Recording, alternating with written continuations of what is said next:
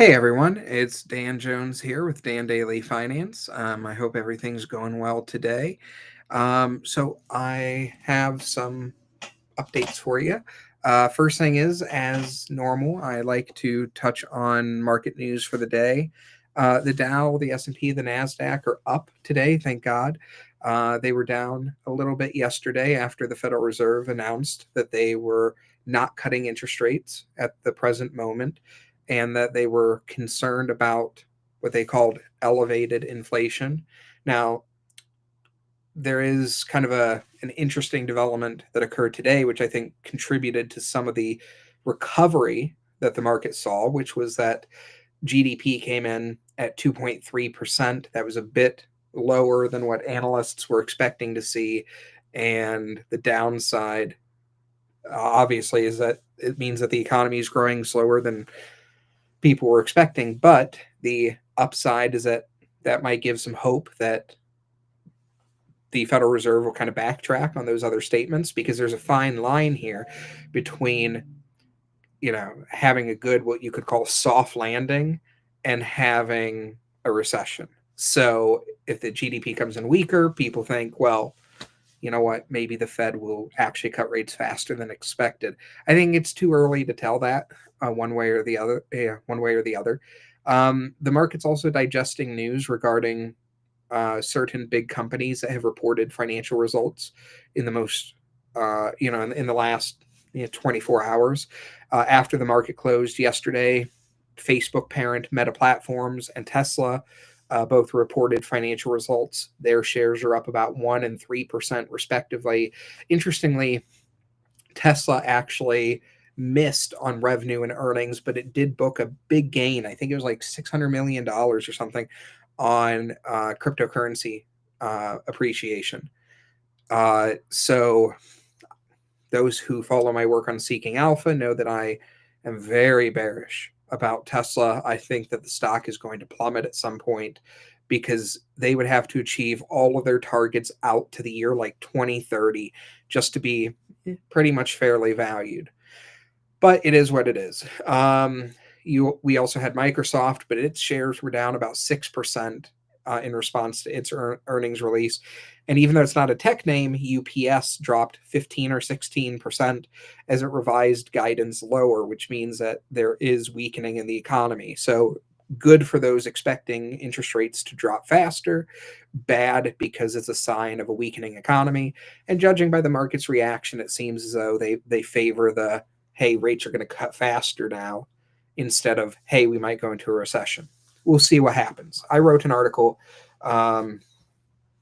late last year where I said, unless Trump messes it up with tariffs and mass deportations, both of which would be problematic for the economy, unless he does that, then this year will probably be a pretty decent year for the market. So we'll see. I would definitely recommend that you check out that article if you haven't read it already. With that said, I would love to go into some other stuff here. Share screen. Yes, entire screen. And here we go. I think you guys can see. Thank you. So in my first video, I talked about, the housing crisis, cost of living, all of that, what my thoughts were about it today. I want to talk about something maybe a little more fundamental for people, which is, should you be saving or should you be investing? And at the end of the day, risk preference plays a big role in this. If you're closer to retirement, or if you are in a situation where you don't want to take a lot of risk or can't afford to take a lot of financial risk, then you should save first, and then you should invest. But you should only save up to the point of having an emergency fund.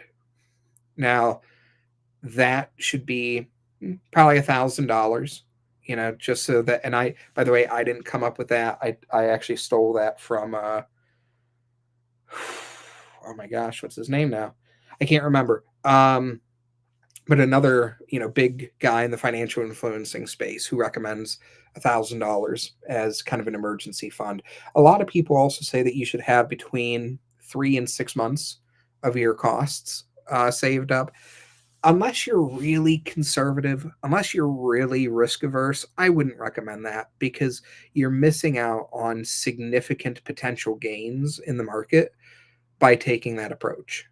So I think a better strategy is save up enough that you have a little bit of wiggle room, have enough cash in the bank for the next 30 days of expenses, and maybe 45 at the most. And then the rest of it you should be investing. And what should you be investing in? Well, I'm a fan of picking individual stocks, but I know that's not for everyone. The fact of the matter is, a lot of people are not well equipped to pick individual stocks. In fact, the conservative numbers suggest that over 70% of retail investors lose money in the market. I've seen estimates that it's over 90%. Of those who do make a profit in the market, the top 5% makes about 75% of all the gains. So, individual investing, not for everyone. But if you are willing to learn and invest in things that you understand and you don't want to treat it as a casino or a lottery ticket, individual stocks, can be a good idea. However, there is an alternative, and this is through picking an index fund or an ETF or something like that that tracks the broader market. The S&P 500 has historically gotten phenomenal performance. So it's a collection of big companies, and you can see here over a 20-year basis, the average annualized return has been about 8.4%. Now, if you look at it over a longer period of time, it's been even greater. I think it's between 11 and 12% per year. That doesn't mean that you won't have risk. You'll have downside. Here's an example of the S&P 500 in the 2000s. It fell by over 50% from the peak prior to the COVID-19 pandemic occurring, or just as it was starting. Oh, no, I'm sorry. I'm looking at the wrong one. It didn't fall that much. But as you can see here, it fell from about 4,800 down to about 3,577 at one point during the pandemic, but also during there we go, the housing crisis. It fell by over half from the peak in 2007 until it bottomed out in 2009, early 2010, somewhere thereabout. People thought that the world was going to come to an end. That was my introduction to investing, by the way. I was in high school at the time. I knew nothing about investing. I put $1,000 with an Edward Jones financial advisor, thinking I was going to make 10% a year.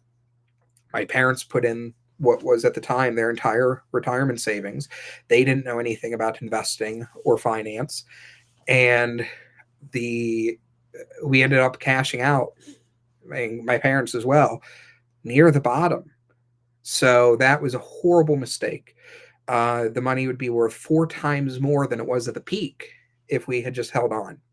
So in the long run, the S&P 500 always does well. You can cherry pick certain dates where it doesn't do so well, but you could just get into that. One of the ETFs that you could consider is SPY. Let me see here. Let me get rid of that.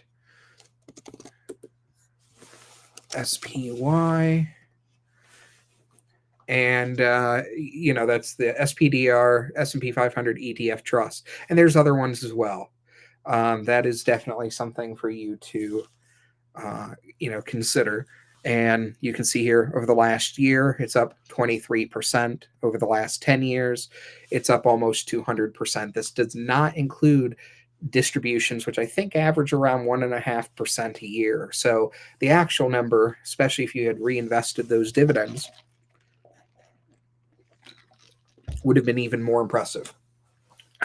Over the max period of time, Now, this is not the max of the S&P 500. It's just how far back this data goes to. The S&P 500 was launched in the 50s, I think 57 or 52. I think 57. Anyways, but dating back to January 1995, it's up almost 1,200%. So that's a heck of a lot more than you're going to get putting money into even a high yield savings account. So with those, you might beat inflation if you're lucky, and with this, you definitely will beat inflation over the long run. Now, oh, by the way, if you are worried about the valuation of the market as it stands today, an alternative option is to pick an equal weight ETF. So this is one that weights all of the components of the S&P 500, the same, instead of weighting them by market cap. There's a downside to this, which is that it doesn't perform as well. But the downside of the portfolio, when it sees downside, I guess you would say the upside of this is that it tends to be more stable. Over the last 10 years, it's up over 600%. So, oh, I'm sorry. That's since 2003. Over the last 10 years, it's up about 128% versus it was like 195 for the regular SPY. So that's still a great return. There's nothing wrong with that. Definitely worth considering if you're worried about current market valuations. Let's go back here. Now, what about specific sectors? Because different sectors perform differently when the market takes a beating. So here you can see, oh, no. Equity sectors, there we go. So here are the average returns by sector during different periods of significant market decline. And sorry about that, guys.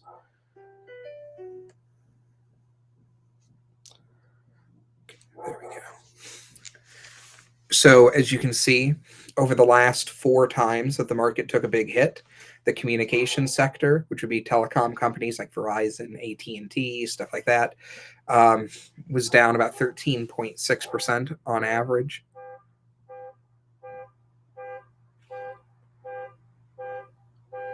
Somebody's car is going off. So, but you can see that consumer defensive stocks. So these are companies that would be like Procter and Gamble, Coca-Cola, things of that nature, tend to do much better. They're only down about 1%.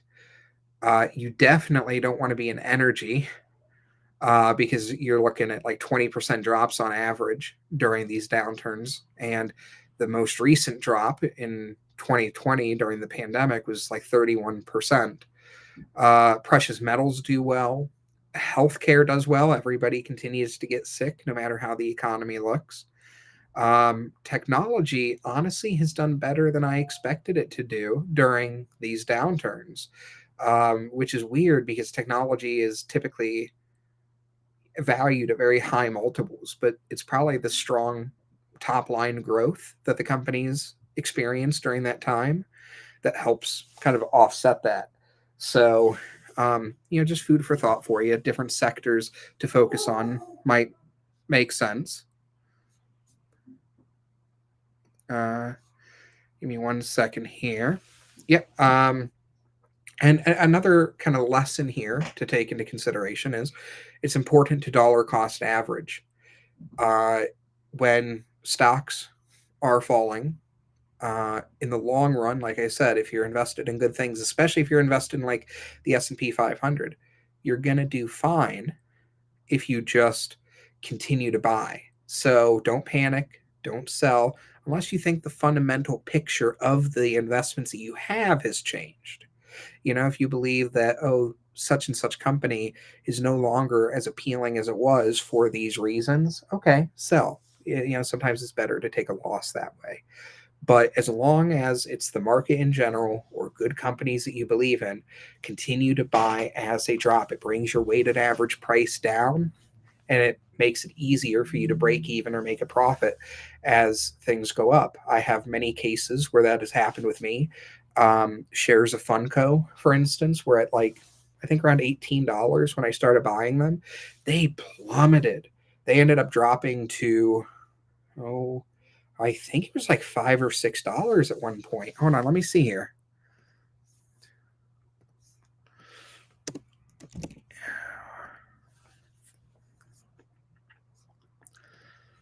Last 5 years, yeah, they were. Oh no, they were even higher. Yeah, I think I ended up buying around 18.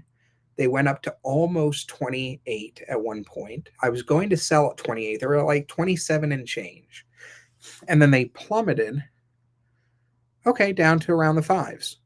So, um, now I continue to buy. In fact, I doubled down or tripled down after this initial plunge. And when I sold, I didn't make a great annualized profit. And honestly, I wish I'd have held on to it a bit longer.